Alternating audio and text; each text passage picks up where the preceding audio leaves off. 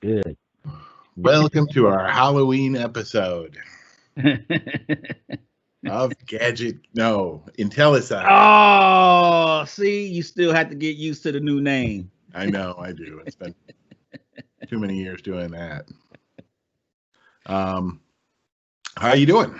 I'm doing well, man. Other than a few hiccups and getting a text message from a friend about their husband doing some yard work when they shouldn't be, I'm okay. Oh, doing some yard work when they shouldn't be, like he's health-wise shouldn't Yeah, be. yeah. Okay. She wants me to come over and help him or whatever, but we had this broadcast. I'm gonna go over there after we finish. Okay, all right. We'll try to keep this short and sweet. You got a lot to discuss. Oh my God, I know. So for starters, I'll let you start off. What do you want to talk about first?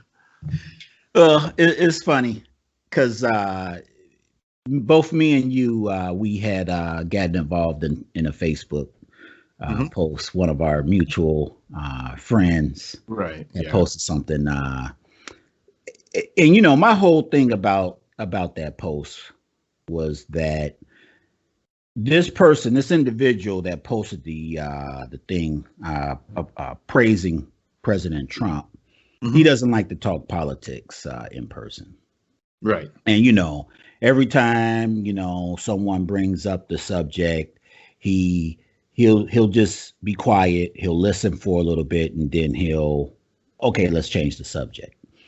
So what he posted, he was looking for a reaction. And my whole thing, I'm not saying that someone can't have a differing opinion than me, but I just find it cowardly is the word that I want to use, is that when you can't talk to someone in person that you've known for 2 decades now about this. And it's not like, I'm going to beat you up. We can have a difference of opinion. We can, be cordial to talk about it. But when you're unwilling to have that conversation in person, but then you want to put something on Facebook that it was inflammatory. The way I took it. Oh, it was. And, you're unwilling to have that conversation in person, but online. And I'm tired of it, man.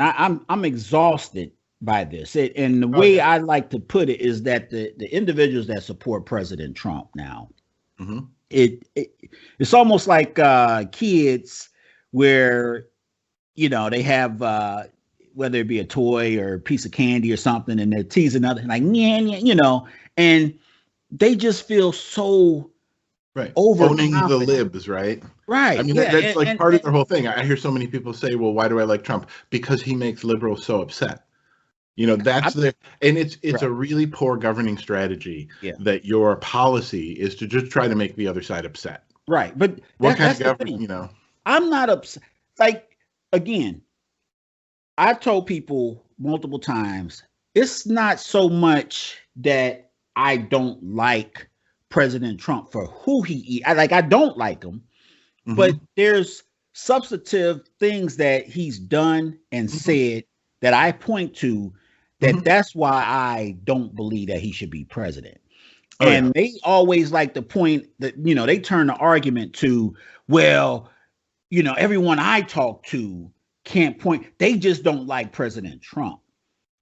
Okay, right. My thing, you watch those debates. He has no policy positions that anyone can point to say, oh, well, he believes in low taxes and lowering the deficit. Well, he's lowered taxes on corporations, right? But let's not talk about revenue now, because it's off the chart. Progressive tax cut.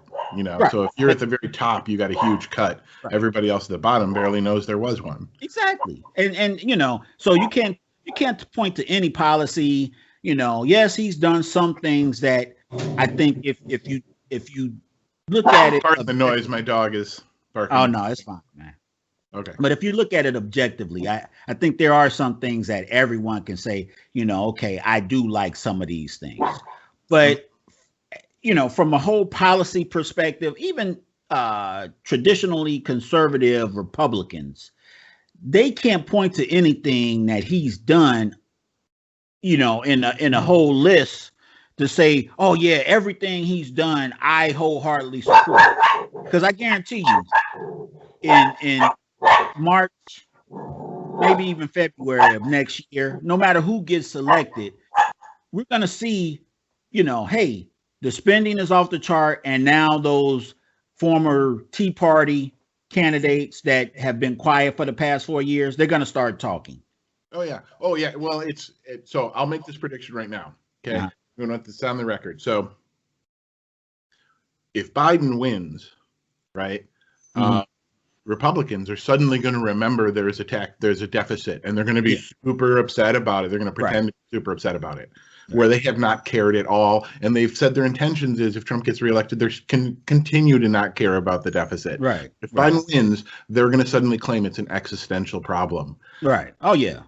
If Biden wins, suddenly they're gonna realize that the pandemic response has been horrible, but they're gonna claim it's all been Biden's fault. Right. Yeah. Everything that Trump has done is gonna suddenly become Biden's failure, according to Right. But the other thing I want to point out before we get to this point, right? Because this is gonna happen probably next week, and I want to point out the irony of this, right? So everybody can see that that they're trying to get this in front of the Supreme Court. Right? Here's the thing. Deciding federal elections is not one of the powers enumerated to the Supreme Court in the Constitution. Right. It's not. Yeah. So these are people who claim to be constitutional originalists, who claim that they want only the powers in the Constitution, but they're using powers usurped for the Supreme Court that they basically made up for the Supreme Court. And the Supreme Court has basically given to themselves. Because this really, for all of history, this wasn't an issue until 2000 when we allowed the Supreme Court to set this precedent. But until then, the Constitution actually says that elections, even presidential elections, are to be run by the states. So if there's an issue in the election, the supreme authority on that should be the state Supreme Court. Right. Not the federal Supreme Court, because then you're putting the federal government in charge of the state elections, which the Constitution says they're not supposed to do. Right. But this is exactly the method that they are going to try to use to steal the election. If Trump, you're right. I believe you. They'll try to do this. As much as the polls, and we talked about this. The polls, I don't trust the polls after the last presidential election. It's got to be decisively for Joe Biden for there not to be any question, because. Right. What I believe President Trump is going to do, he's going to hem and haw. He's going to, say, oh, they stole the election. His supporters, are going to be out there in the streets demonstrating. Everywhere where the election's not close, he'll claim as fraud. Exactly. So that's what I believe he's going to do. I hope I'm wrong, but it seems he's telegraphing it. I mean, he's coming right out and telling people this is what he's going to do. He's putting it out there because then you're not going to be surprised when he does it. I'll give him this. President Trump has used the bully pulpit to devastating effect. And right or wrong, you have to give him, credit for doing that. I will say this for President Trump. He is the most successful cult leader we've ever had in our lifetime. He really is. Yeah. I mean, he is an effective cult leader. And it's true. He is a cult of personality. That's what the people, and that's why once you understand that, so much of what his followers do, and this is the thing, President Trump does not have supporters. He only has followers. Because you can lose a supporter based on your behavior or even a policy change. You can lose a supporter. If someone won't change their support for you, even when you behave badly or change your policy, that's not a supporter. That's a follower. So that's the difference, is that it's a cult. And I've been saying this for years, and usually people are like, oh, you're so hyperbolic. But the Republican Party has been a cult in search of a leader for years. They have. And they found it in Trump. And that's why there's so many of them are so. It's funny because when you do see them, like you see them in the street corners, right? They'll have their little rallies on the corners, and there might be like 12 people, and they just appear. They have like their flags and their clothes. It's it is to the point where they appear rabid, right? Like, I remember people loved Obama, right? Like, people were cheering for him. People didn't dress up in Obama suits, right? Right. The level they didn't get like, the in your face screaming with a flag with a, Obama, that kind of stuff wasn't, so there's a difference. And there were people who, even after Obama was president, broke with him and disagreed with him on things. That's what a politician with supporters experiences. But it's not what we're facing right now. Right. Yeah, you're right. The thing that I don't like is a lot of people that I speak to on the supporters of or followers, whatever you want to label them, President Trump.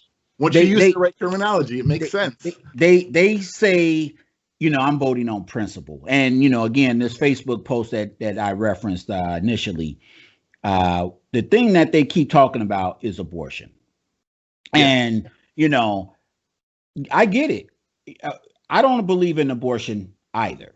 But it's funny to me because a lot of people try to attack me and say, well, you're a religious guy. How can you vote Democrat or whatever and you don't believe in abortion? Again, I'm not, trying to say, hey, you should go out there and get abortions and these candidates on the Democratic side should be, pushing abortions. That's not what I'm saying. I'm more of it's that person's choice. And whether it's right or wrong, right, they have to answer for that, especially when it comes to a biblical perspective.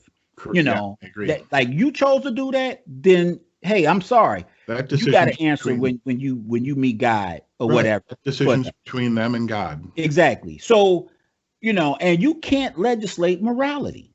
Right. And that's where I tried to explain that. Yeah. I wish that God wouldn't have gave us the choice of eating that apple or that fruit. Yeah. But at that point, then you don't have free will. You are a robot. If that's what we are, then right. You can make abortion illegal. You can make anything illegal or legal. Pot's legal. That doesn't mean I have to go out there and smoke a lot of weed. Right. It is the price of freedom, right? Is that if you want a free society, you have to be willing to tolerate things you might not agree with. Right. Because that's the price of freedom, right? That people can do the things that they want, even if other people disagree with it. Right. And especially in a truly free society, like a constitutionally limited society, you're supposed to recognize that there are things people have the freedom to do, even if the majority don't like it. Right? That are supposed to protect the minority's rights against the majority in a democracy. Because that was always the criticism, right? They didn't want tyranny of the majority. Right. So, yeah, I'm not a super. I grew up Catholic. I consider myself spiritual, but not necessarily religious. Super religious, But I like you said, I don't agree with abortion. Like, it's not something that I find, that I think is a good thing. But did you read Senator Gary Peters' story about his personal experience with why they had an abortion? No. Oh man, it's worth looking up. He published an article and he did interviews about it. And he told his story about he and his wife, how 20 some odd years ago, his wife was a few months along in their pregnancy, and her water broke.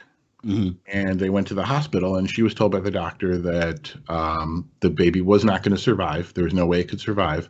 And but they didn't believe in abortions. So they had a policy against them.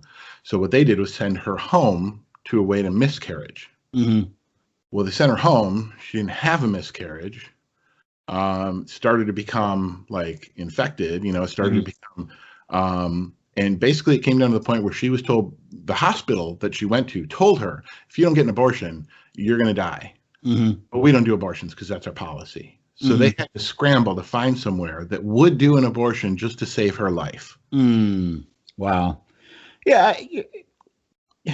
You can't plan, for something like that. And again, I wouldn't want to be in those, in that same predicament. Me and my wife, we had a situation where we had contemplated abortion before. And I mean, I'm glad we didn't. Right. My wife, she had to pray about it, and she came in that decision no matter what the doctors told us. But again, that was something that we had to discuss as a husband and wife and make that choice. Right. And I don't understand how people on the right can be so libertarian about so many other things. Right. But this one thing that, oh no, it can't happen. And, my whole thing, if you're not willing to advocate and support social programs that help those children, shame on you. Then right.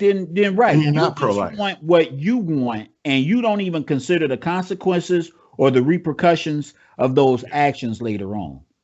It's an interesting,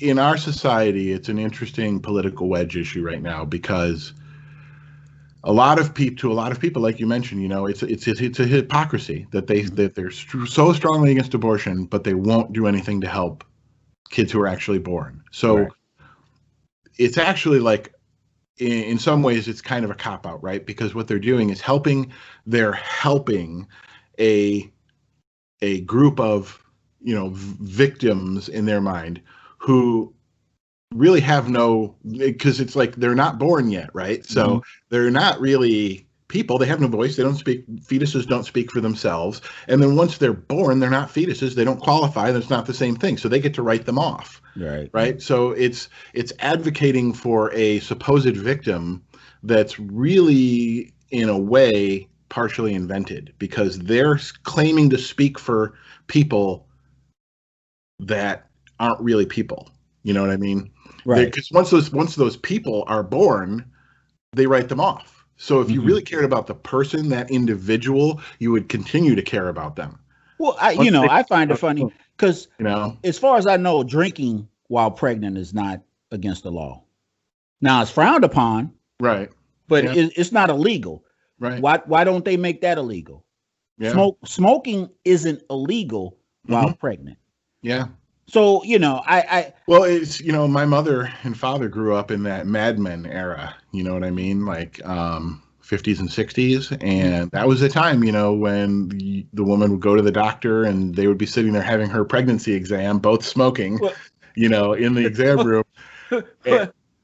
You remember our old MCI manager, right?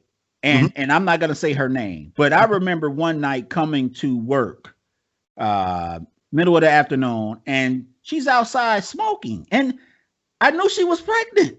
She was pregnant outside smoking. Now, this is early 2000s. And I'm like, everybody knows this isn't the Mad Men era. Right. Yeah, I know. Right. But that's not illegal. And we can pass so many laws. If your ultimate goal is to protect the life of this fetus, there's so many other laws that you could pass as well that they don't even talk about. Right. I just, like, you named it right. You called it hypocrisy. I just don't like, how they continually put that one issue up. And, a lot of people say I'm a one issue voter. Well, and it's funny that you mentioned this, because it's an interesting moral dilemma. You mentioned you can't legislate morality, right? But and in a way, you're right. The real purpose of legislation is you can't make people be moral, but what you can do is legislate a reduction of harm, right? That's why murder is illegal. You're trying to reduce harm. That's the argument, of course, the anti-abortion people make, is that's what they're trying to do. The problem is, in a lot of situations, they're causing more harm, because it's not always a life. Like in Gary Peters' instance, you're not killing the fetus. The fetus is already dead. So really all you're doing is killing the woman by saying no. It's literally like, at that point, you're being given a choice, like, hey, you can do this thing or this woman dies. Right. It's like, you're not killing a fetus. That's not even a part of the equation anymore. But they're so, focused on that, like laser focused on being against that thing, that even in that case, they're willing to kill the woman because they're so against it, when they claim it's pro-life. Right. Yeah. And that's the thing. I'm like you said, I'm I would never call. I used to think of myself as libertarian, but I am much more classic liberal in that way. I believe in freedom. You know, I believe people have the right to make a choice for their own bodies. They're not harming another person. You know, and then again, that maybe that goes back to the classic morality of the Gen X morality that we have that Bill Cosby summed up when he said, you know, I believe my mother used to tell me, you know, look, I brought you into this world. I will take you out. Right. You know, that was I grew up thinking that was the right my parents had, you know, so. Right. Yeah. I hear you. Yeah. It's just, I'm ready for this election to be done, man. Like I said, I'm sick and tired because there's not any civil discourse around it. It's a lot of yelling. It's a lot of, you know, preaching you and I talked before about this, is that one side has embraced, like you said, like, and this I think goes to the idea of the cult and everything and the laser focus on specific wedge issues. It's they've embraced a Machiavellian ethic, right? Like the ethics of the ends justify the means. Right? Right. So they're willing to do things like use or use powers that were usurped by the Supreme Court that weren't given to them in the Constitution. They're willing to use those to push a supposed originalist, right? When really what it is like you said, it's a person they want to have get rid of the of Roe versus Wade. That's the whole thing. You know, Trump said he was not going to nominate someone that wasn't going to promise him they would get rid of Roe v. Wade. And she wouldn't say in the hearings whether she promised him. She wouldn't even. There was a lot she wouldn't say in her hearings. I can't believe she actually. That's the other thing. Like you mentioned, there's no civility. That's the problem. If we have a two-party system, and if one side embraces Machiavellian ethics like that, and just straight up,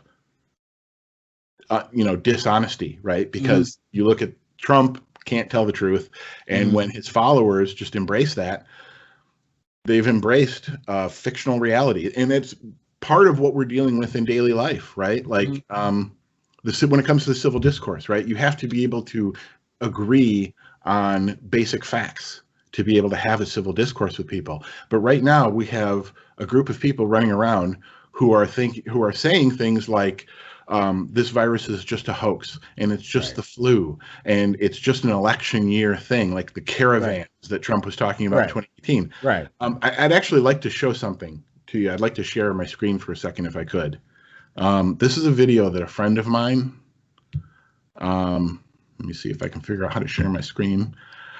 This is a video that a friend of mine took this morning in Flint, Michigan.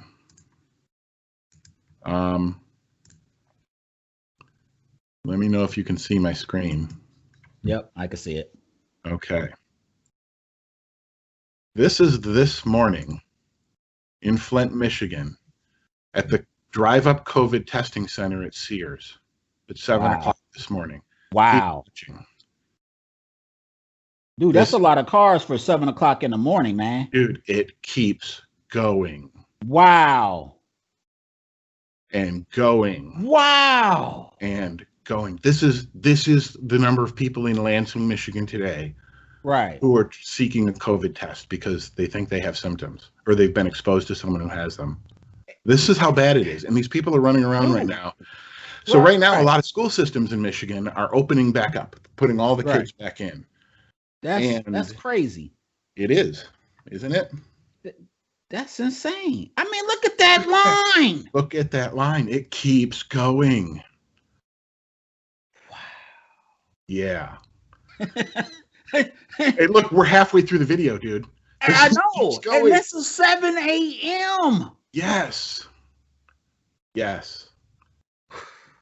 And you know what's funny, man? Well, it's not funny. I went to the store last night, and this pandemic has, I think, changed a whole lot. I mean, for me personally, I'm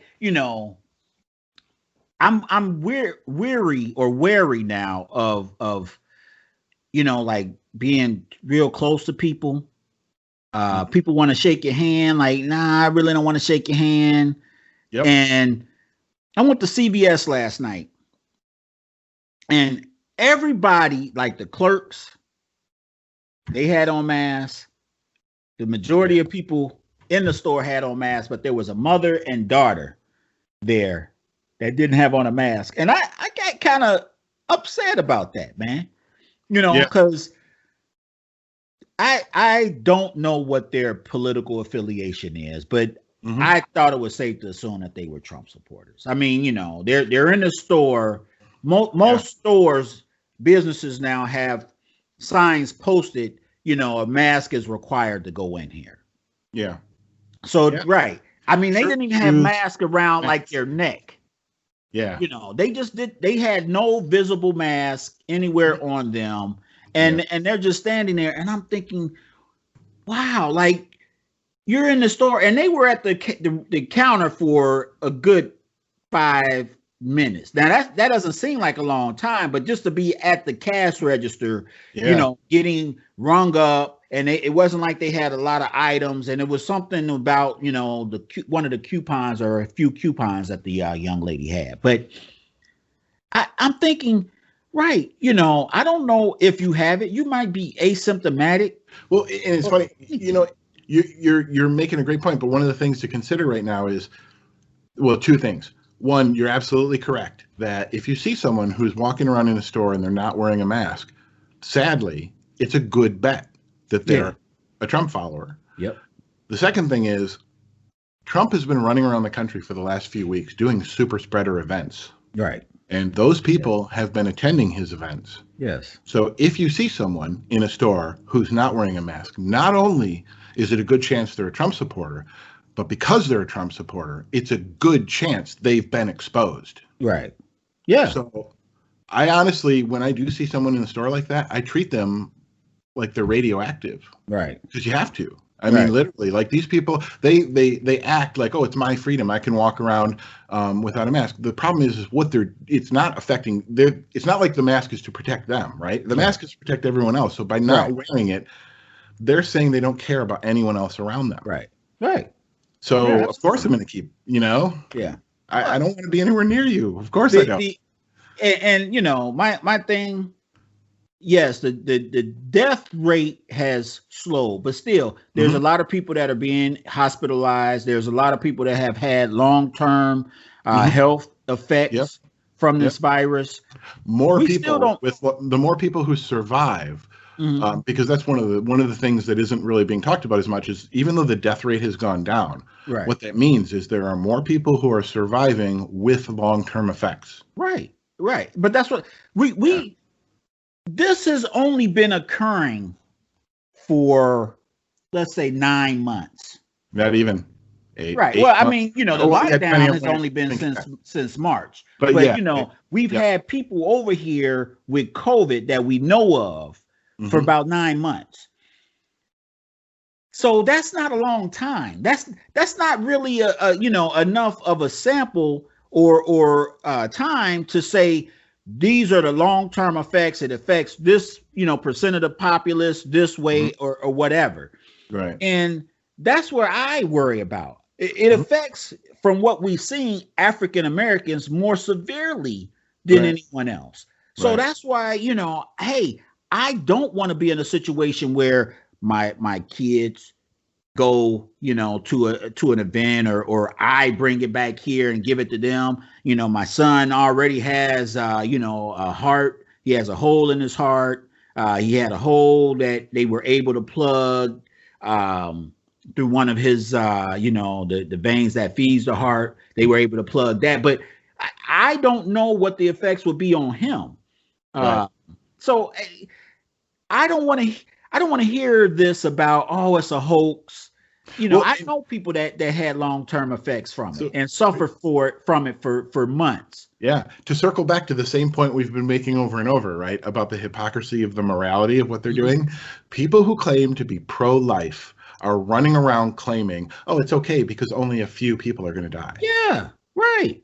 And they're literally running around saying it's okay that some people are going to die. And the people I find the most hypocrisy. So here's something to think about, right? All this death, all the people who've been touched by this or who've maybe died from this, as of right now, only like 9.5 million people have actually even caught COVID and had, whether they died or recovered, it's only been like over 9 million, less than 10 million. We got like over 325 million people in this country. That's 3% of the population. Right. Only 3% of the population has caught this, and we've experienced all this so far. So getting to herd immunity requires at least 65% of the people to have been exposed and develop immunity. Right. So if you get to 65% of 321 million people, right, with a 1% death rate, right, you're looking at 2 million deaths. Right. Right. But and they have said, I forget where the guy was. I want to say it was in Washington State, the guy that got reinfected. Yeah. So obviously the immunity is either not that long, or you don't develop an immunity, or there's a different strain. Well, okay, so here's something. Have you heard of the Bradykinin hypothesis? No. Okay, so there were some scientists who had a supercomputer analyze COVID-19, and they came out with an interesting new theory. I'm going to post a link to this in the video, in the comments of the video.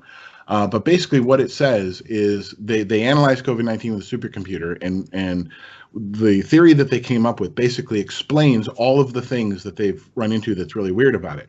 But the big difference is that it's not, according to this hypothesis, the virus is not a respiratory illness. It's a blood illness. Wow. And that's why it affects the different systems within the body differently. It does attack the lungs in a certain way, but it also attacks other systems. Right. So it's not respiratory. Right. It does affect the respiratory system extremely badly, but its core, it's a blood, disease. Right. And so they've developed different ways to treat it. That's one of the reasons that the death rate has gone down, is because of this new theory and the treatments that came out of it, because there was like 10 or 12 new treatments they came up with because of this that have been effective. But it changes it, because it's like they knew from the beginning that like type O blood had more of an immunity to this, and that affected different blood types differently, right? So that kind of falls in line with the idea that this is more of a blood disease. Wow. That's interesting. So yeah, I'll have to read up on that, man. But there's just a lot that we don't know, and people are just taking it for granted just because the guy at the top, he's stating his opinion, and I think it's wrong. I think that this probably could have been severely less, or affected so much, if he would have just said, hey, look, this is what we're going to do. And if he would have issued maybe a national mask mandate, I think that's really the shame, right? His followers, they would have done anything he said. Exactly. If he'd have led on it, he's led. Everything.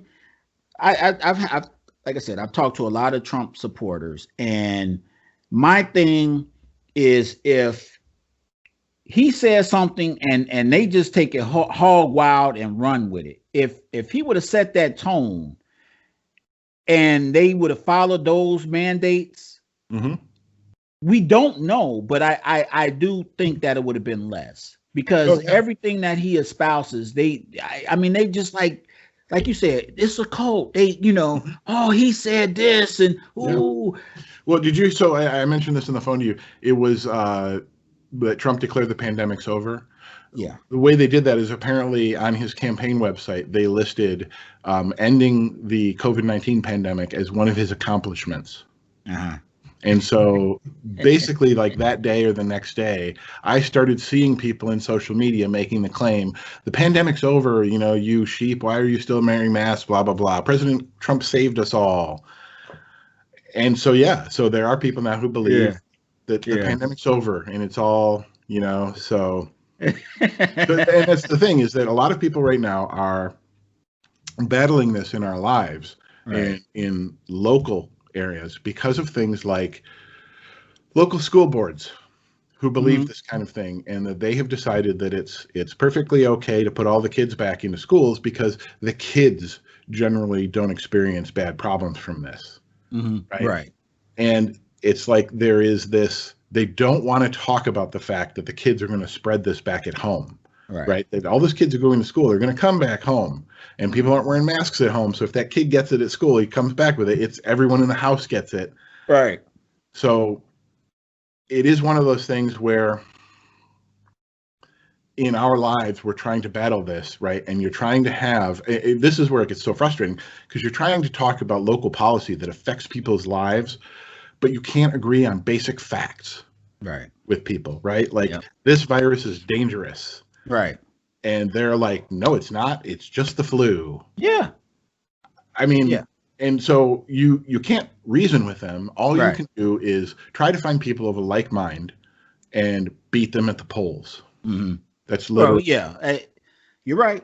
I don't get it, bro. I really don't. And it's funny because now they're saying that the doctors, he said this at one of his rallies. I want to say it was up here in Waterford, where he said that the doctors are getting an extra $2,000 to market, as a COVID death.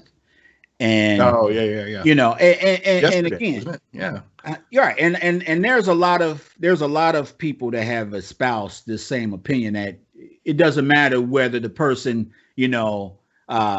had this, or like George Floyd. George Floyd was marked down as a COVID death because he had COVID. Now, again, we don't know.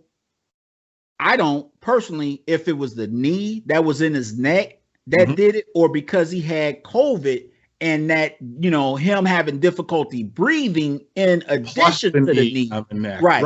If he didn't have COVID and the guy kneeled on him, if he would be alive. Exactly. So we don't know, but that's, and that's the kind of thing that we're going through. But what I find funny, so the right likes to espouse how the media is fake and they lie and this and that. Mm-hmm. And now it's becoming where doctors, now you don't think that there's right leaning doctors and left leaning, but now you're denigrating the entire community of doctors by saying that they're willing to wholeheartedly just go with this and just mark it down no matter what, because of, hey, we're going to get an extra $2,000. So it's one of those classic cult methods of control, is that they tell their members that there's no other source of information that they can trust.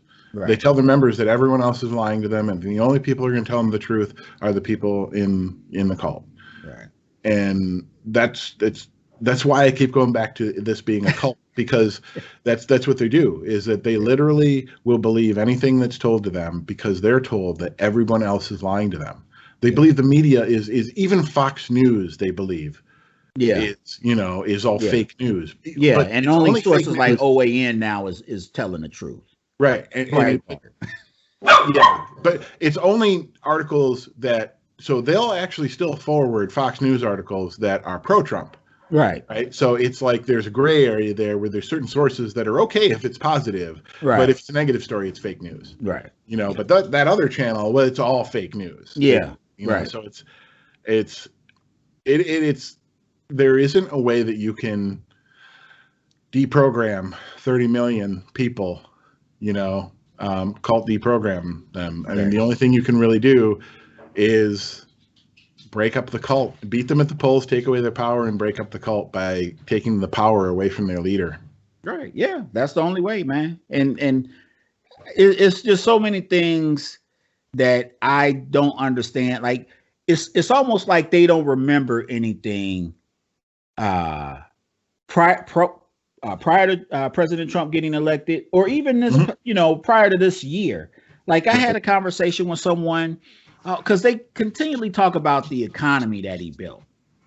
I'm like, wait a minute, he built, that he built, and like the last 8 years hadn't happened, bro. Look at 2019 and the number of companies that were laying people off in 2019, and this is after the fact that they got a record tax cut. Their coffers were flush with money because they're not paying these taxes. And again, a lot of them, they told the truth. We're not reinvesting that money. Southwest Airlines, they said, hey, we're not doing it. Well, they did stock buybacks in order to increase their own portfolio. They right. So, and I said I would have been able to get behind the tax cut is if one at least 10 to 15% went towards employee wages or wage growth. If that would have happened, I would have been all for that. So that didn't happen. And then if a certain percentage of it, whether it be 10 or 15%, went towards company expansion, hey, right, we got to increase our manufacturing output or our network size or whatever else, infrastructure. Right. And that still would have left, 75 to 60% towards going back to their pockets. Mm-hmm. And right. I didn't get it, and they like, oh yeah, because like, the Reaganomics, the trickle down or whatever, they're going to create all these jobs and this and that. Mm-hmm. Where are those high paying jobs? Where's all, Black unemployment was the lowest that it's ever been. It wasn't affecting a lot of people. It wasn't. Hey, I got 2 or 3 jobs or whatever. People were working, or it's a low wage job. It was a seasonal job. It was a job where, I don't get any benefits, whatever. Right. That doesn't help anyone. Right. It's one of those things Elon Musk and what's his name? Yang. Andrew Yang, who's presidential candidate we're talking about, is the fact that in the next century, AI is actually going to take away a lot of jobs, and that we need to start getting ready for that now. Right. Because once that starts happening, you can't reactively save people's jobs. You need to start getting the people ready now for the jobs they'll need then, right? So getting people ready to program AI and things like that need to start happening now. Right. So they're ready to do that later when AI is doing the jobs. Like, honestly, right now, like a lot of what we do, like what I do is network engineering. Right. A lot of that will end up being replaced by AI in the end. Absolutely. I mean, there's initiatives to make functions such as, and this is what a lot of people don't realize as well. When you call sometimes, or you go to a web page and they have the little chat now feature on the side, that's a computer. Now, when you're talking to someone or you call somewhere and you hear that voice, you can tell a little bit, that it's a computer because of the voice, the inflect, you could tell, but it'll say like, why are you calling today? And you'll say like, pay my bill. And then here's that keyword bill. Yeah. And then say like, they'll have like the fake typing, like they're typing, okay, well, what about your bill? Right. And so that's to get to the point where, okay, well, I can't help you. You didn't want like an account balance or the last payment posted or anything like that. If it's something else, now I transfer you to a customer. What do you think all those jobs that computer replaced? So I'll point out 20 years ago, I was working in an internet provider. And we had back then an IVR system, an integrated voice response system 20 years ago that did basically what you're talking about, where you could anticipate the things people were going to call about, and you could create recordings for that way. Right. But the thing that's interesting now is if you've seen the latest, I think it's still in beta, but the versions of Google Assistant, they have it now where Google Assistant will make calls for you. Like you can tell it, call this restaurant, make a reservation for me. Yes. And it will call the restaurant to make like it's an assistant for you and make a reservation for you. And it will be able to respond to the things the maitre d' says. Right. Or whoever answers the phone. And so it's gotten way past just like the IVR days. It's gotten to the point now where like a lot of the times you're getting these robocalls. Like it used to just be a recording. Yeah. But nowadays, you're getting a call from a computer program that is responding to you. Right. Well, right. And so we have to think about stuff like that. And I wish Andrew Yang would have, me personally, made it towards the nomination, or but it's funny that the two can't now, President Trump being the incumbent, I think that's a given. But on the Democratic side, there were so many people and young people. I mean, relatively young. Well, so, the interesting thing that Trump did that I'd like to see other people imitate that wasn't done, he used the cult of personality that he had, his status as a celebrity. He was able to take that and turn it into billions of dollars in free media by, for whatever reason, I don't know, because it was his contacts in the media or something, he was calling into all these shows, and they would just put him on the air as soon as he called in. He called into morning shows and news shows and stuff like that, and they just put him on. Like, he wasn't like a scheduled guest or anything. He would just call him up like, hey, I'm caller 13, put me on the air, and they would do it for him. And that's why he was able to build this, because he was using that celebrity. I would like to see some of these candidates in the next election, because they are more well known, do the same thing. Call Fox and Friends in the morning, go, this is Andrew Yang, I want to respond to what was just said, and put it on the air. I'd like to see them start to do that kind of stuff. Well, listen, that 2016 election, it kind of pissed me off, because a lot of people who didn't vote for him in 2016, they're voting for him now. But, back then, he wasn't talking about, outside of his slogan, build the wall and MAGA or whatever, there was really no substance to what he was saying. And making promises. Well, he'd make promises, but when he, on the debate stage, he's in front of a lot of people. He's talking about, Ted Cruz. He's talking about Carly Fiorina or whatever. And I mean, the things he's saying, like, I'm not disputing your policy positions. I'm calling you dog face, or, I'm talking about your father and, and wife. That, like, we elected a child. Like, those are things.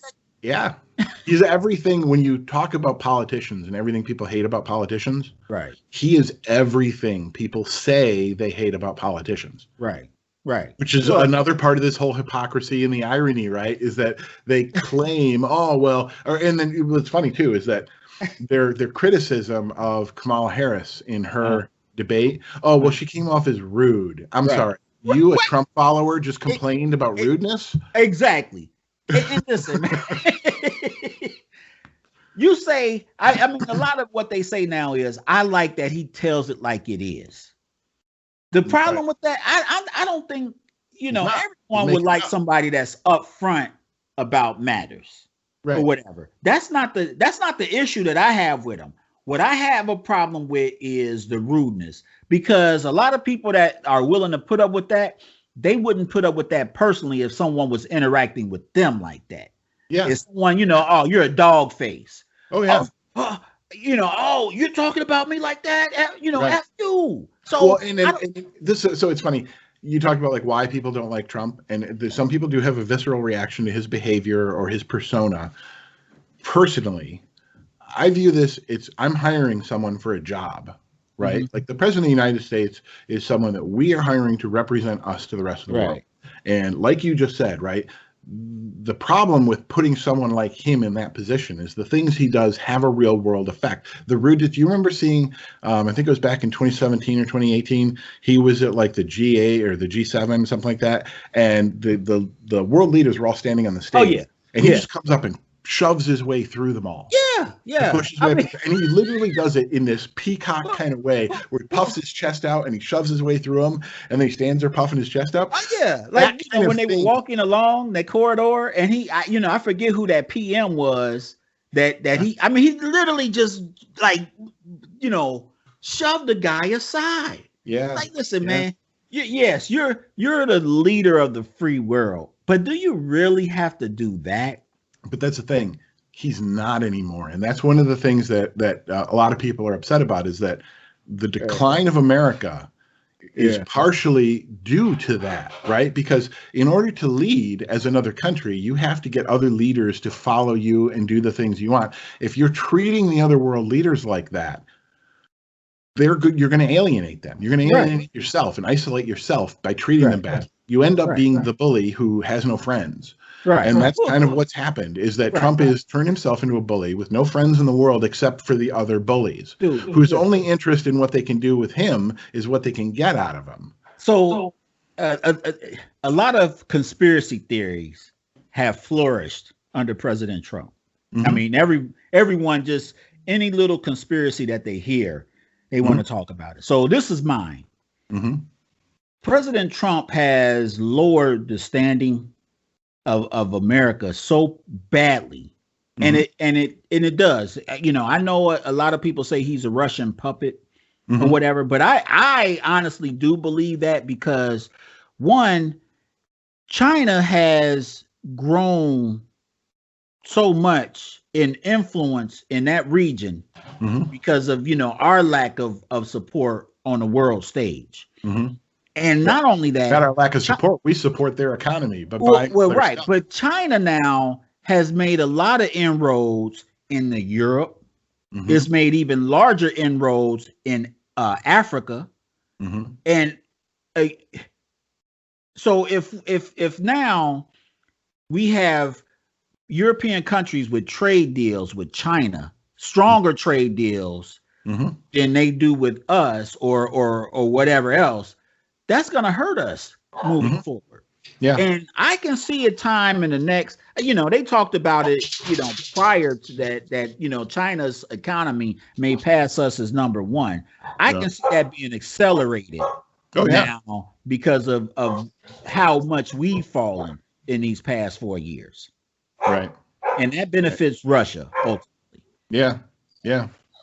Well, it's funny because it's, you know, we talked before this about how I've been I reread The Prince by Machiavelli, and I've been thinking a lot about Machiavellian ethics, right? Because Machiavellian ethics are basically, what Machiavelli basically said was that there's a contradiction between Christian morality what he said actually is that it's impossible to be both a good Christian and a good king, because running a state requires you to do things that run counter to Christian morality, right? The idea in the Middle Ages when he wrote this was that kings were supposed to be kind, merciful, and generous, right? Which were Christian virtues. But what he pointed out was that historically, kings or princes who were kind, generous, or merciful ended up getting betrayed and stabbed in the back.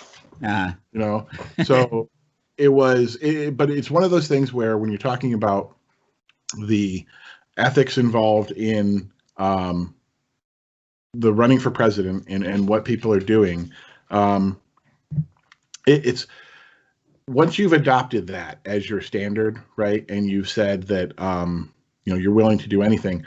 So actually where I was going with this in regards to China was the fact that one of the moral contradictions that America has run into, it's been part of American history, and it continues to be, even though we've outsourced it, is slavery, right? So America was originally built on the back of African American slaves we forced to come here.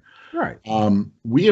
So once the Civil War was over, they needed to find, it actually was a period after the Civil War where America floundered, right? It wasn't until we started writing all those trade deals in the late 19th century, you know, early 20th century, that America started to gain influence. And then after the World Wars, when we started manufacturing more stuff, that our economy took off. But it wasn't, the thing is that slavery still exists. We've just outsourced it. And that's that's the strength of China, right? Is that China has an authoritarian state that does not have safety standards people, and it does use political slaves. It uses political prisoners for manufacturing jobs, right? So there is a very real element. That's one of the reasons that China is able to produce things so low, is that they have such quality and standards, and that they do use things like slavery, even in their own country, to drive wages down, right? Well, right. Listen, you don't have to, you know, live in China to know some, like the Foxconn facility. Right. Yeah. You got people And it's not like, a college student going off to, college and living in the dorms and, right. I go to class for, maybe 8 to 12 hours a week. And, and then, right, I hang out with my friends. You live and die in that, you go to sleep in the dorm, right? You might work a 10, 12 hour day or whatever, you eat or whatever. And then, right, that's your life. They had to put fences around the building because people were jumping. They were jumping from the roof to kill themselves. They had to put bars in the windows. They put nets up. Exactly. I mean, that like, no one can sit up here and say like, oh yeah, I wish we could be more like that. Like no one would want to work under those kind of conditions. Right. But no, you're right. Because it's right. There's no standard of like you said. There's no standard of living. There's no like a minimum wage. Like what we have. A lot of people come from the countryside. They don't want to be farmers. They move to these cities and they're like, well, what do? I don't have any skills, education. Oh, well, hey, you can get hired at this plant to do this. So yeah. Well, I guess where I was going with this was that you're absolutely right. And what you're describing is I'm not sure where to put it, the, brutish nature of the world pre-Enlightenment, right? So the Middle Ages and everything, there was, there is a brutal nature to the world that if you just leave everything, you let the strong survive, like you let them rule. The whole point of the Enlightenment period was that people wanted to come up with a different kind of government, right? They wanted a different relationship between the government and the governed, right? And it came out of this concept that the Supreme Court today, Bridget McCormick, the Michigan's, Chief Justice of the Michigan Supreme Court, actually just did an interview where she mentioned this and she talked about it, that the problem in America today is that authority relies on the consent of the governed. And that is what our government is in jeopardy of losing right now. Because if, like what they did with the Supreme Court and Amy Coney Barrett, it jeopardizes the legitimacy of the court. And if they lose the consent of the governed, if people decide, you know what, this government no longer works for me, it's in our founding documents that we have not a right or responsibility, we have a duty to throw that government off and get rid of it. And so the problem I'm having with the direction we're going is that the whole point of the government we set up was to be a counter to the Machiavellian reality of pre-Enlightenment, right? They came out of the European Enlightenment, and the founding fathers who created our country tried to create something where the government, like Abraham Lincoln said, the government is we the people. And so that's kind of the problem, is the intention was that we would be involved, that the government would be an active thing that we take part in, instead of being something that someone else did that just happened to you. Right. And that's the problem, is a lot of the people who've fallen under the sway of these movements and these cults are of the opinion that the government is, that when they talk about government and they say, I want small government, because they think of government as something else, that they think of government as something someone else does to them. Right. And part of that is, and this is where it gets to the ugliness of Trump and all that, is that it's actually on purpose that they make politics so ugly, that they make politics so distasteful that normal people won't want to take part in it. But this happens in authoritarian regimes around the world, right? Where they purposely do things to make politics distasteful, and they make it this thing where politics is something you don't want to have any part of, right? Normal people don't want politics, because then you're not involved.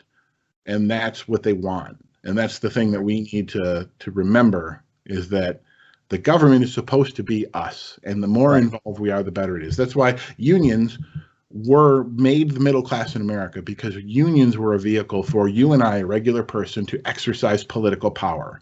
Right. Because the union did it on our behalf. If it's just you and I individually with no representation as a group, we're powerless, because we're just individuals. We need. Well, I'd like to look at it that our politics reflects almost like our fast food, fast paced society now, where I want to I got so much I have to do. I don't have time to cook a meal. I just want to go and go through the drive-thru, place my order, get my food, eat it 5 minutes, and then I'm done, or whatever. And that's right, like you said, we have this view that it's not us. Like you said, it's we the people. Right. Well, it's not us because we elect individuals now, and we're so hands off. Imagine if you, as an employee of a company, and you met your supervisor once every 2 to 4 years. Right. And now he, it's a 1 day thing every 2 or 4 years or whatever. And you got an evaluation, and I haven't checked up on you. I haven't asked you what's going on. You don't need like daily micromanagement or weekly status reports or whatever. But I have no regard what's going on. And then every two years I come by, hey, I think you're doing a good job. Check. Well, right. Dude, you don't even know what's going on with me. Right. Yeah. No. And that's the problem. It's like, that's what I was talking about, is like we the people have to be more engaged. Right. In our own government. And the part of the problem with that is that they've done a good job of making politics something that there's all these people who say, well, I don't like to talk about politics. Like you talked about, to bring this full circle back to that email that we had, right? Yeah. That was the whole thing. He claims, I don't want to talk about politics because it's distasteful, right? Right. But what he actually did, and this is where it gets funny, because he did something that I used to have some crazy uncles. They've since passed away, but I used to have the crazy old uncle, right? Mm-hmm. Who would send these emails that he'd forward. Right. And that's exactly what that post was to me. It was just like one of those emails that got no link, no sources to anything he says, just makes all these wild claims. Right. Oh, those stupid liberals won't give Trump the credit for curing cancer that he deserves. And, President Trump created world peace and they won't even recognize it, and blah, blah, blah. I mean, it's literally to that level. It makes these crazy claims, has no sourcing, doesn't back up any of it. And it's forwarded by people who were told, like my uncles in their case, their generation was told, oh, it's not polite to talk about politics and religion. So they were taught that it's something you shouldn't talk about. So they don't know how to have a civil conversation. And that's why they ended up being the crazy uncle, because they didn't know how to have a civil conversation. Right. And so they would fall for things like those kinds of emails. Mm-hmm. Right. And that's exactly what our friend did, is he saw something that agreed with his confirmation bias. Mm-hmm. Right. Everything in it was something that kind of matched up with his preconceived notions. And so he thought, oh, I'm going to copy and forward this to everyone I know. Right. Nothing in it is sourced. Right. And I just didn't feel like arguing with him about it, to be honest. Otherwise, but that was one of the things I want to bring up is, there's not a single source to anything you claimed in all of this. No. Right. But, and I'm not trying to argue with people on Facebook anymore. Yeah. It's pointless. Well, I unfortunately keep falling for that trap. Yeah, I learned a little while ago, man. It's pointless. They're gonna believe what they're gonna believe. Going back to what Obama, like when he first got elected, I was so disappointed in the fact that he gets elected, first black president, and the Democrats had a super majority. Yeah, a super majority. Now, again, the ACA, I think that was a good effort or whatever, but there was so much more that they could have done. Oh yeah, if they would have been unified. Yeah. Now, I don't know if Biden, VP Biden gets elected or not. I mean, I pray that he does. I pray that there's like another blue wave.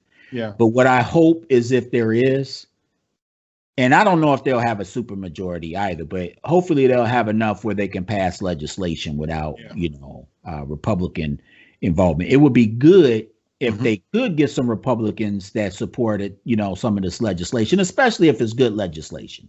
Yeah. But I don't see that happening. So that's why I say if they can get elected in numbers where they don't need Republican support, that they would do it. And I say that is because they don't know, a lot of them, those blue dog Democrats back in the day in 2008, when they got elected, they worried about the next election, not realizing that you're probably going to be voted out anyway. And so they squandered that opportunity. And I hope and pray that they don't do it this time, that, they get elected and they take advantage of what they, their election, and then they do some good. That's so what I hope. There's one thing that I'm wrestling with right now that I'm trying to. So in my personal opinion is that politicians are, like you said, they're our representatives, right? Mm-hmm. And the thing that politicians do is react to pressure. Mm-hmm. So the problem with what happened with Obama and what's happening now, and what I fear is going to happen even if Biden wins, is that we no longer have that lobbying power for progressive change, right? So there's so many things that people want that Obama could have done, or the Democrats could have done when they had power, but there was no one telling them to do it. There was no one pressuring them to do it. Back in decades ago, it would have been the unions. We would have gone to our unions and said, this is the things we want. The union would have gone to Washington and said, these are the things that people want, and that's who would have fought for us. We don't have that anymore, and that's the problem. Right. We need something that can replace that to lobby for us. And if it's not a union, we have to create something new. Dude, listen, in 2008, with the super majority, they could have passed legislation. What is that? America United. What was that legislation that the Supreme Court struck down, where basically funding, that private money can be unlimited? Oh, Citizens United.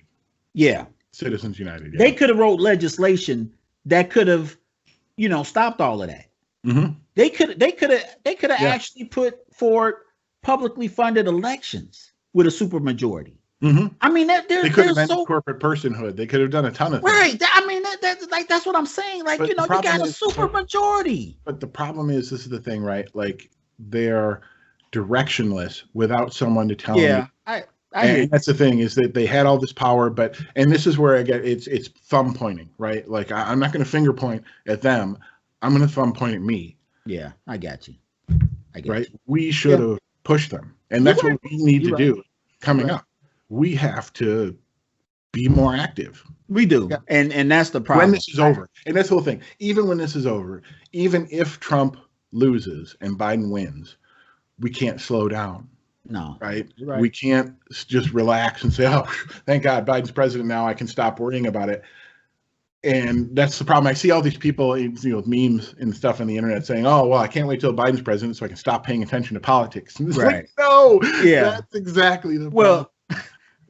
And we had this conversation before. I mean, record numbers of people appear to be voting this time. Now, history has shown us that when the more people that vote, it tends to benefit the Democrats. Mm-hmm. And I'm hoping that trend will continue, because there's a lot of younger people that are getting out and voting, casting their vote. I mean, I know that there's probably some Republican, leaning individuals in that group, but I just think that people need to exercise their right to vote. But it's more than vote. People need to get out, and voting is literally the very least. It is. But so the problem is that you have to vote for someone, and then once that person's in office, you have to stay in contact and tell them what you want. Right. You have to stay engaged. But again, I'm hopeful that we can make that happen. I just hope, like you said, that the what you think is going to happen, we're right. I can just be hands off now because the guy that I like is in there. Right. That's not the case. So my hope personally is that, and I know this is a total long shot, because the one of the root problems is that we need something to replace what we used to have with the unions in terms of being able to represent us. I mean, there really isn't a lot out there. My hope is maybe like someone can take their celebrity and turn that into an organization that can do it. David Hogg, I'm looking at you.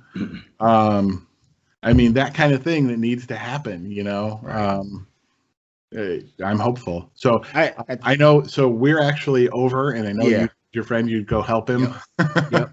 But this has been really good, and we're going to need to do this again real soon. Man. Hopefully things will slow down a little bit after the election, and we can, have more regular discussions.